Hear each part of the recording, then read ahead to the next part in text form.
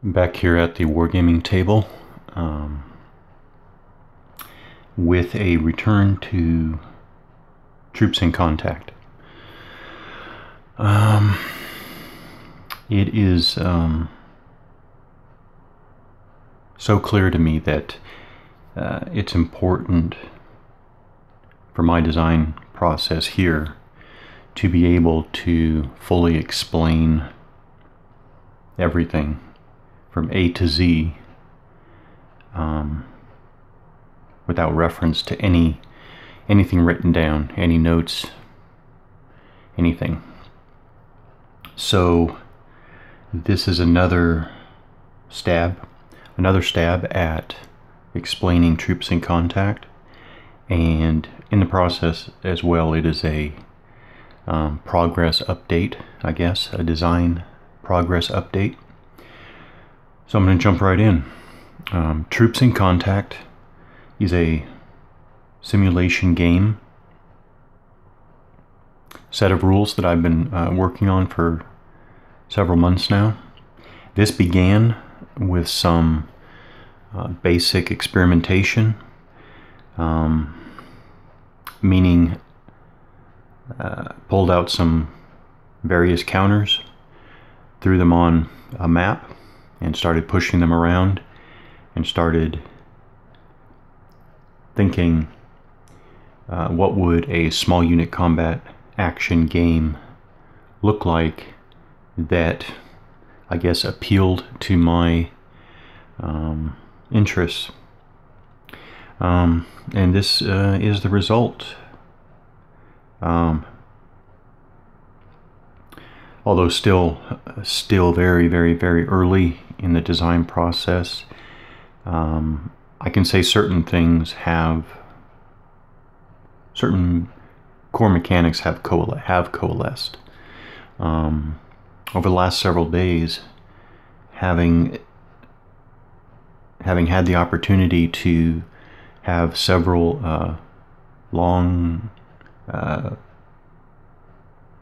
periods of free time, but being away from the game room, I have had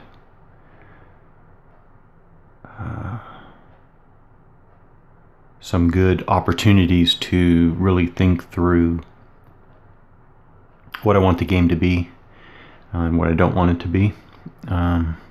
Okay, so, and oh yeah, and one of the things that came out of that was the realization that maybe, and this is only an idea, I think maybe what's tripping me up is trying to explain the game relevant to other games, other conventions, and maybe that's tripping me up, and maybe this is the type of game, simulation game, that requires just a straightforward explanation of what you do, because in the process, I guess maybe some of the mechanics are that unconventional, I guess. Alright, so let's try that. So, first introduction. Troops in Contact is it's a simulation game. It's a two-player simulation game. The simulation part is that the rules attempt to capture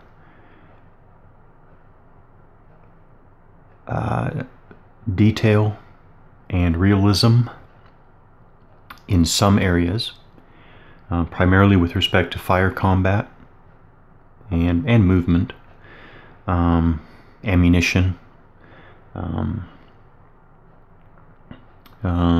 Yeah, I would say, and observation. I would say those, maybe. Movement, fire combat, observation, and ammunition. The game part is that it is a competitive activity that can test players' tactical decision making. Okay, Troops in Contact covers small unit combat actions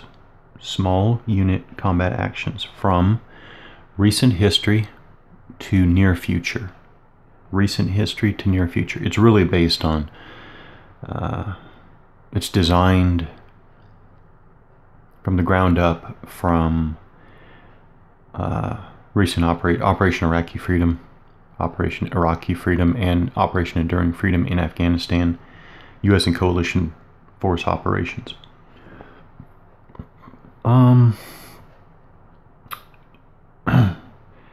But it may spread out to some other settings. Small unit means that the unit scale, well, actually let's talk about scale then scope. Scale, the map scale is 25 meters per hex. Unit scale is teams and crews. Teams and crews. So we're talking fire teams, we're talking about machine gun teams, we're talking anti-armor teams, we're talking about vehicle crews, aircraft crews. Okay. The time scale is, well, I will say that it is 15 seconds to the action period, 1 minute to the action cycle. Probably need to re-hit that in a bit or later. Okay, that is the scale. The scope is that these are basically, the rules are really designed for a patrol level or a platoon level or up to about a company, could be a reinforced company, but this is below battalion level. That much is clear. These are actions that are below the battalion level. So the leaders here are combat leaders. And incidentally, individual leaders are not represented at this point. And that's by design. The leaders here are combat leaders. The leaders here are part of the fight. Okay. Again, scope. Troops in Contact is played in situations. So one game of Troops in Contact is a situation, and a number of situations make up a mission. So a mission is kind of like a mini campaign. Players play through a series of situations to basically conclude a mission. And of course, situations can also be played standalone. But I think the primary design will be to play in the missions as a series of situations. Okay. Scope again.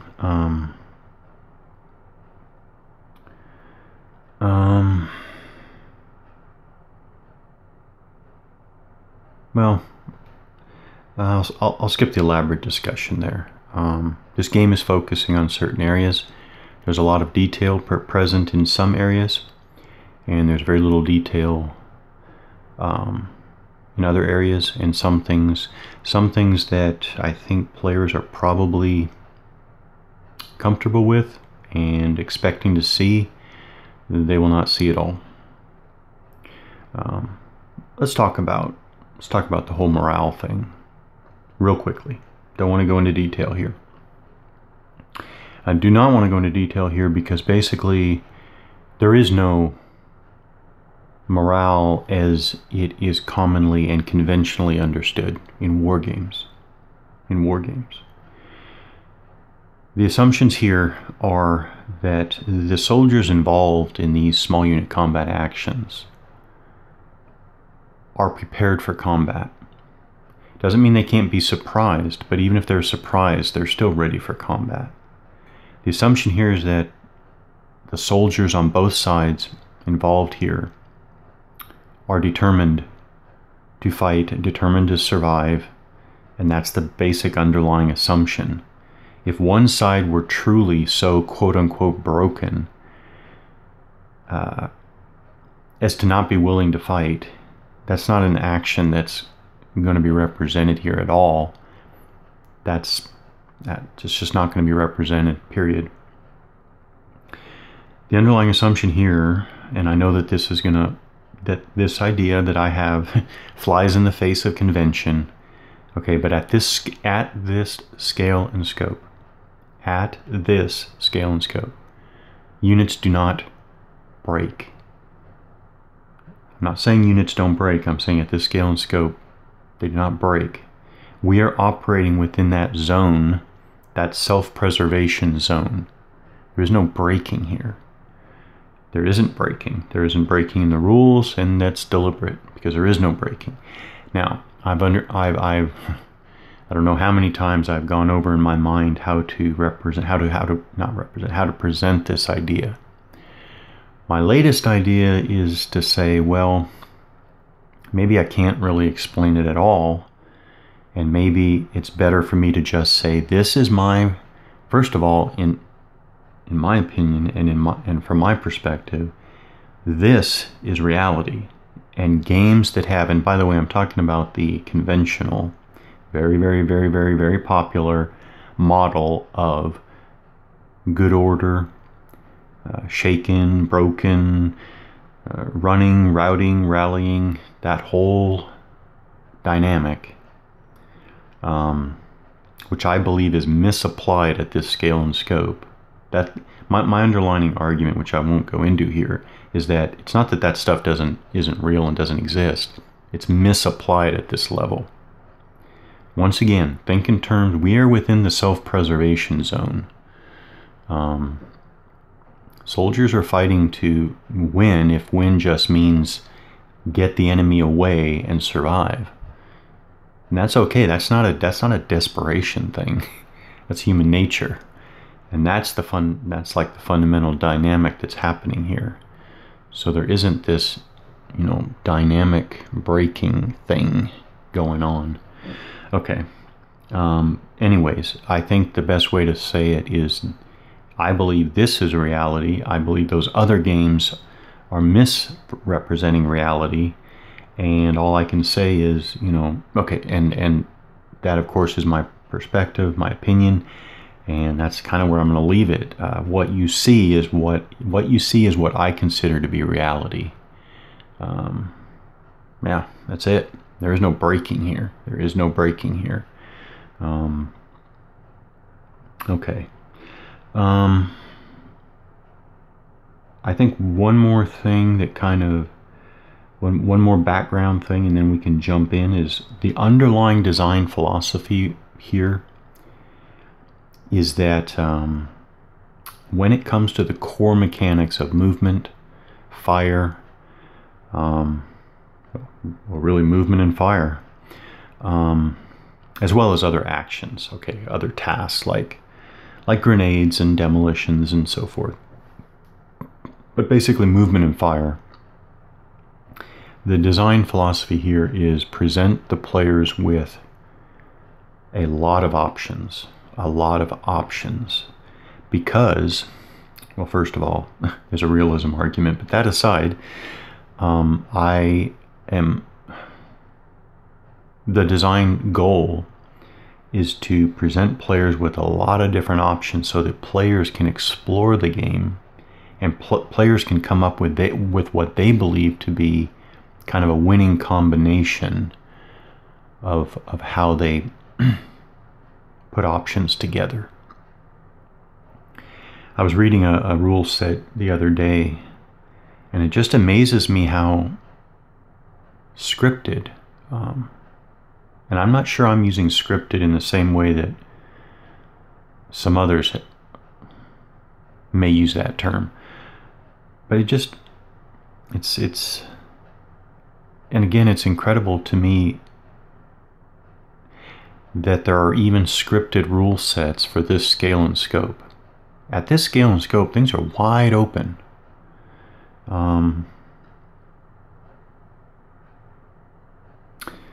again, having been so these are fire teams here, right? Well, these are fire teams. This is a machine gun team.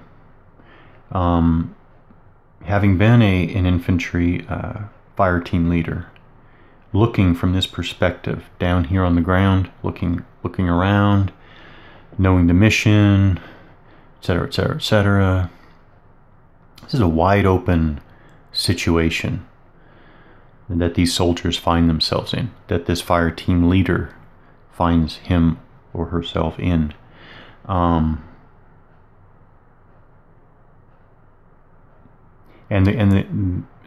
the rules need to capture that. This extreme scripting, again, scripting meaning, what I'm talking about is, you know, a unit is attacking or not attacking, meaning a unit is attacking, it's always full force, it's always directed at a single target, it starts and stops at specific times within a structured turn sequence, just on and on. In this rule set, if you can imagine the fire, if you can imagine something with respect to control and execution of fires, you should be able to do it in this rule set. You can distribute your fires over multiple hexes. You can choose your rate of fire from basically sustained rate of fire to above rapid rate of fire, basically an uncontrolled rate of fire. That's probably what I should call it. So there's sustained rate of fire, there's elevated rate of fire, there's rapid rate of fire, and then there's uncontrolled rate of fire.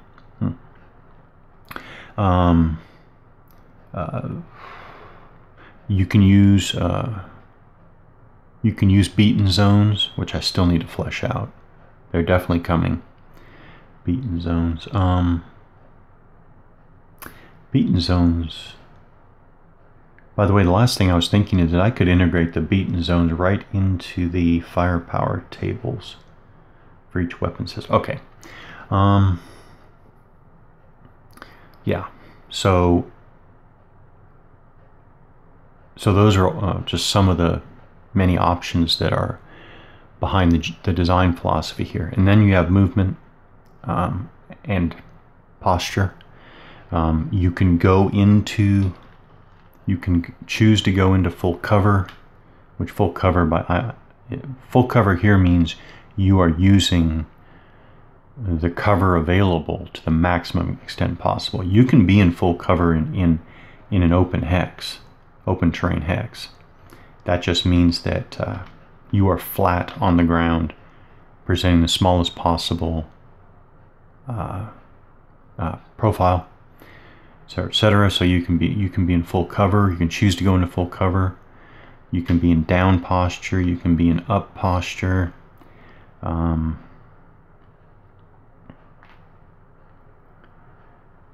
Okay, so maximum options, focusing on fire and maneuver, fire and movement, and fire and maneuver.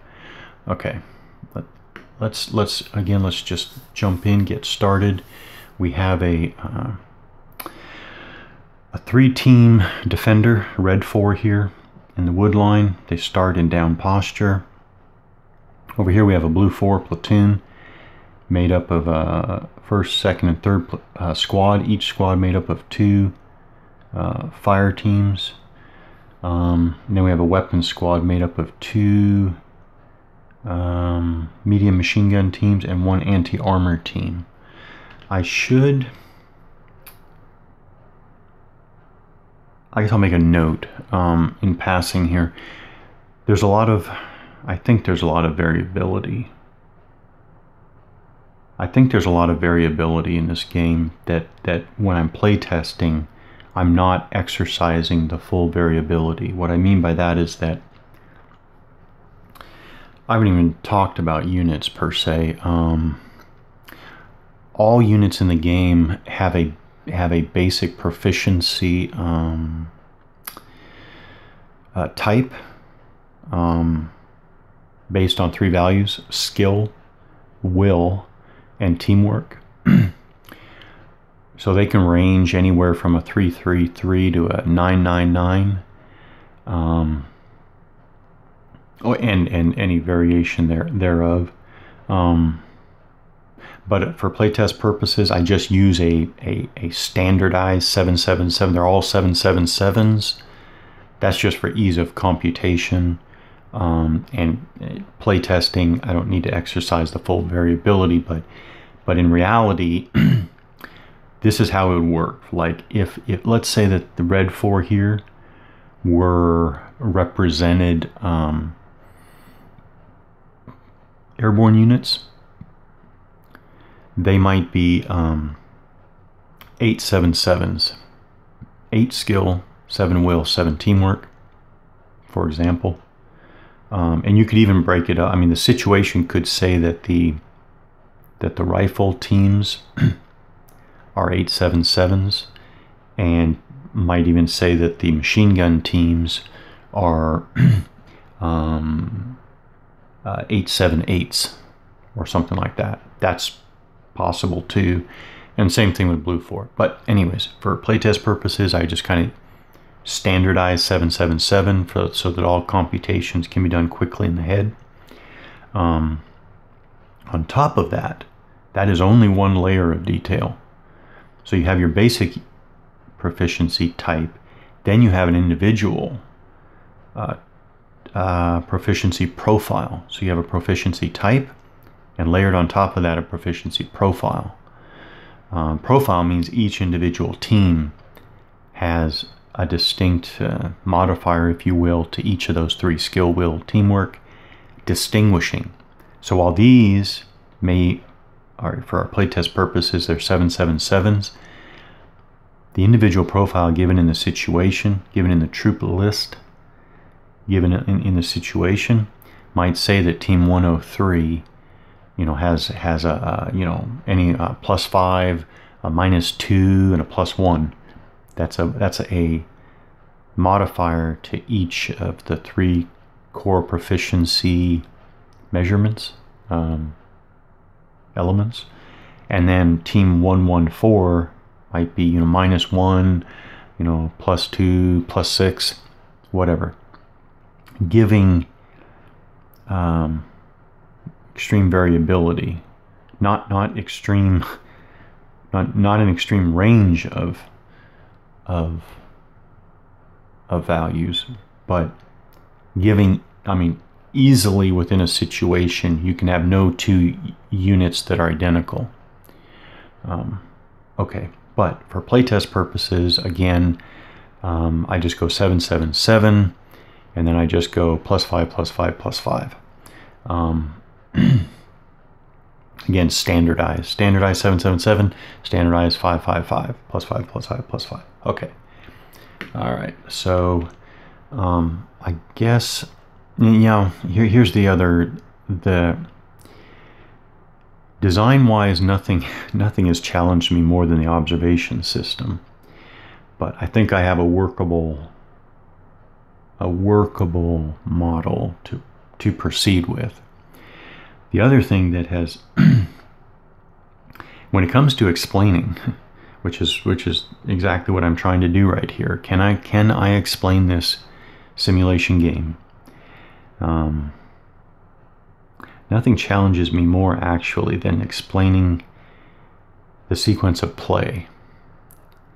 And again, when I say it, when I talk about what this isn't, and when I try to explain how this differs from convention, that's when things just don't seem to work. So when I say it doesn't have a structured turn, the game does not use a structured turn,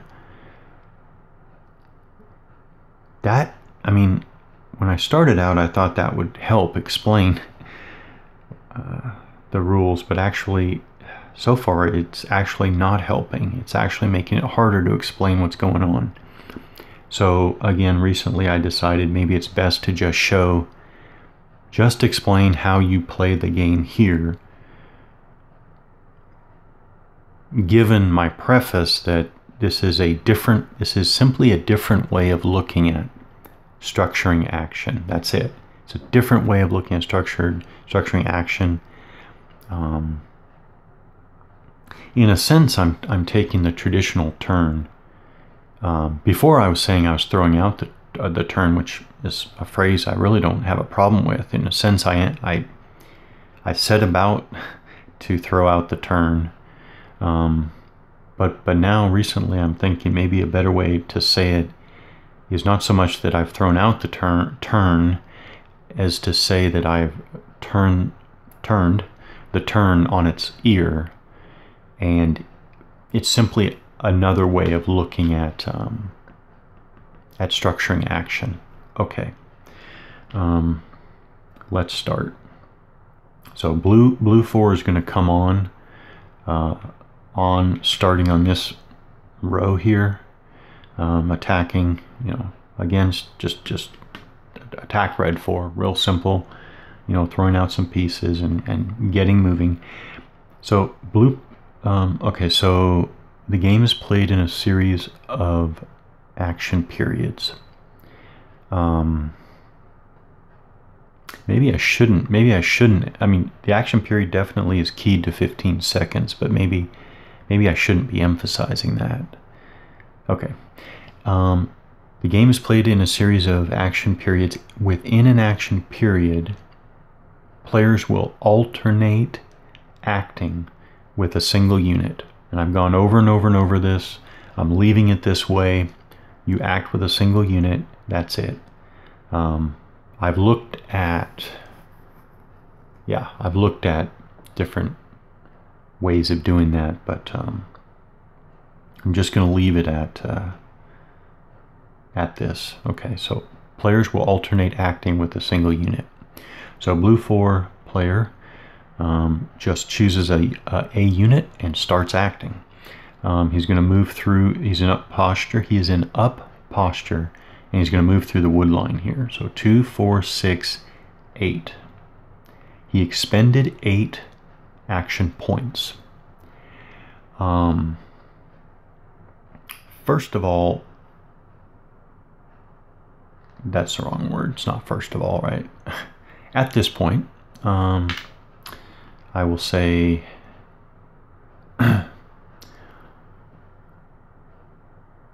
the action is, while there's not a structured turn, action is of course structured by the action period and up to 4 action periods. Okay, again, I don't want to get wrapped up explaining or contrasting this with anything. The unit expended 8 action points, but you only go out 4 action periods. Okay, so 4 action periods, of course, makes up a minute. So in 1 minute, this blue unit covered 100 meters, 4 hexes, in a wood line. Going out 4 action periods or a minute and expending 8 action points over 4 action periods. Okay, first of all, I'll cover that. 4 action periods were just covered, which means that he's marked with an action period marker. This, of course, is an ersatz marker. Okay, but this represents a first period action marker, or I'm sorry, period marker. They used to be called action markers, but then I realized that they're period markers. This is a first period marker. And what this means, we're starting in the first period of the first cycle. This unit committed to moving 100 meters through the wood line over the next minute of game time, of simulated time, which in game time is 4 action periods.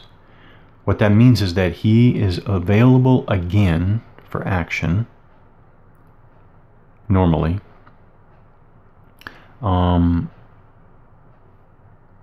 Basically in 4 action periods, right? In 4 action periods, which means that it loops around to the first period of the next cycle.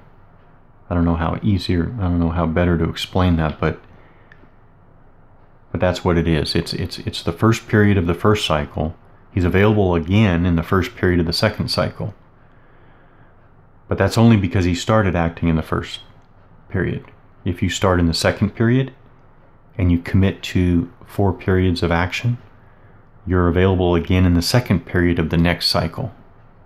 Everything just loops around and around. There is no artificial, like, you didn't use, I don't know. Like, see, here again, I get tripped up when I start talking about other systems. This is what I call a continuous action system. It's a continuous action system. Okay, now one more thing is that because the unit expended more than 4 action periods, more than 4 action points over 4 action periods, the unit operated at a elevated effort level, and so it gets marked as winded. So normal activity level, normal effort level is up to 4 action points. Greater than 4 action points but less than or equal to 8 is an elevated effort level, and then extreme effort level is greater than 8 but less than or equal to 12 action points. That's really running all out, or something comparable. It's not just running, but it's something comparable. Okay, so the unit is marked with a period marker. Now period markers could just as easily be put on top of your unit, right? Like that. This is a first period marker. It tells you that the next first period he's available. The unit's available normally for action. I would just as well cant them underneath. That's the color coding. That's the reason for the color coding. So that otherwise, because this is continuous action, all units could continuously have an act. It's possible for every unit to continuously have at all times an action, a period marker on them. So if you put them on top of the units, it's possible to never see your units. I don't like that. That's why I put them underneath and cant them so that I can quickly see the color, and the color corresponds to the first period marker that is. Okay. It's important to note here that that there is a line of sight between the red 4 machine gun team there and the blue 4 unit that just hit the edge of the wood line there. There is a line of sight, okay, but there's not observation. Let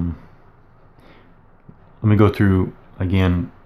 This has gone through so many revisions. Okay, this is where we're at now. It is table driven because the observation system is very, very important to this design. But I'm just going to show how it's done now. To figure out if this red 4 unit can see that blue 4 unit, this is how we do it. We start with the target, and we figure its size. This is a small troop size. 1 fire team is a small troop size. We look at its state and posture. He is up, and he's marked PM. In other words, he's acting. He's in the process. Remember, for the first minute of simulated game time, they're moving through the wood line. They're basically trotting through the wood line here. Okay. So they're acting and they're in up posture. Then we go to the observer and we consider the observer's posture and state. They are not acting, they're not marked with a PM, so therefore they're stationary, they're waiting, they're scanning, they're whatever you want to call it, but they're stationary and they're not currently occupied with doing anything. And they're in down posture. So we look, and the table tells us that this type of unit in its current state and posture is observable out 10 observation points for a unit in this posture and state. Okay, so then we count then we go through and we count the observation points. You can go either way. You can go this way to see how far out it can be seen, or you can go this way. Let's go this way because he's observing out this way. So 1, 2, 3, 4, 5, 6, 7. Okay, this is 8. There is a rule that I've added. This hex is higher than the observer, right? And it's the same height as the higher unit. Okay, because of that, if you can imagine, if you can imagine being down here in this wood line, looking up, this is a 10-meter difference. Okay, to put that in perspective, the average street lamp is 8.5 meters high, and this is a 10-meter contour interval. So a little higher than a telephone pole rise. These are all gentle slopes. They're all gentle slopes. No stepping in contour lines, no pancakes, none of that. Everything is sloping. So he's looking up a sloping open area to a wood line. So because of this unit, because of this terrain being at the elevation that it is with respect to the observer and target, this creates a certain amount of defilade, i.e. it blocks some of the ability to see this hex because of the elevation. So you double the observation point cost for that hex because of this defilade situation. So 7, 8, 9, and then 10. This one does not create the defilade. So basically he runs out of observation points when he gets to this hex right here, right? So he, in his current posture and state, can see out, I'm sorry, it's not seeing, it's observing. The unit can observe out to here.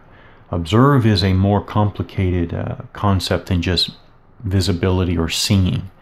Observing means that you can see the target, you can identify the target, you can range estimate to the target, and everything else. It goes from seeing to able to engage. That's observations, everything there. You may see some movement 600 meters away in a wood line, maybe, but if you can't engage it, then it's not, then you're not observing it. This game does not allow for kind of Hollywood combat like 600 meter attacks in a wood line, just because of some faint, movement detected. Yeah, none of that. So anyways, so we covered observation real quickly, because obviously you want to figure out, can red observe the blue unit moving up to the wood line there yet? Okay, cannot. All right, so now we would go to red 4. Red 4 has a huge decision here. I think it's all playtesting. Does the red 4 player stay in down posture? In which case, basically staying in down posture means that there's kind of an engagement line right about, I think it's right about there. Basically, when blue 4 crosses this line, roughly, they will be with engagement. They will be able to be engaged by red, in which case it's kind of an ambush, basically. If the red 4 units go to up posture, they will be able to engage all the way out to the wood line. So the question for the red 4 player is, where does he want to engage? Now I'm going to go ahead and say that the red 4 player wants to get that kind of ambush, which is what we're going to kind of play out here. But that's not. But point being, that's not the only option for the red 4 player. So the red 4 player passes. It goes back to the blue 4 player. The first thing is that this fire team is going to follow his partner team there. By the way, the fact that you now have 2 fire teams or 8 soldiers in that hex means that you've now bumped up to a medium troop size unit, which makes that hex more observable. It's still not enough for this unit to see into the wood line, but just to point out how all of this stuff works together. It's a larger unit now, which now makes, and yeah, the point is, and in an earlier incarnation of the observation rules, I had kind of the traditional modifiers. Modify this, plus this, minus this, plus this, minus this. Finally, working it and working it and working it, those simple modifiers, plus this, minus that, simply wasn't working. And that's why I've gone to a full table that's formula based. So the fact that this unit in its state and posture can observe that type of unit in that posture and state out 10 hexes when it's a small troop unit, or not hexes, out 10 observation points, whereas it can observe out 12 observation points to a unit of larger size, is formula based, and it's not just, you know, it's not just +2 modifier. Don't have any of that. No modifiers left. I pulled all the modifiers out and I've gone to a full table. The table just, you know, you figure out the posture and state of the target, you figure out the posture and state of the observer, and it tells you, it gives you an observation point allowance, which could be 0 all the way up to, you know, a very high number. If you're observing a moving vehicle, you can observe a moving vehicle 3,000 meters away in flat terrain, which isn't very common or likely, but the rules allow for that. I think it's 3,000 meters. Off the top of my head, I think it's 3,000 meters. Anyways, so it would go back to red 4 player. Red 4 player passes again. We're still in the first action period. Okay. And we're going to go again. 2, 4, 6, 8. They're marked similarly. Just trying to get units on the board. Red 4 player passes. The rest of that squad moves that way. Let's just put, let's bring on 1 machine gun team. 2, 4. He is not going to go winded. He's just going to go 2. Oops. Like that. Okay. Red 4 player passes. Let's say blue 4 player passes. So you end the action period, and of note, if you consider just the blue 4 units that are on the board, understand that they're marked with an action period marker. I'm sorry, a period marker, telling the player when they are next normally available. So in effect, these units are in the act of doing something.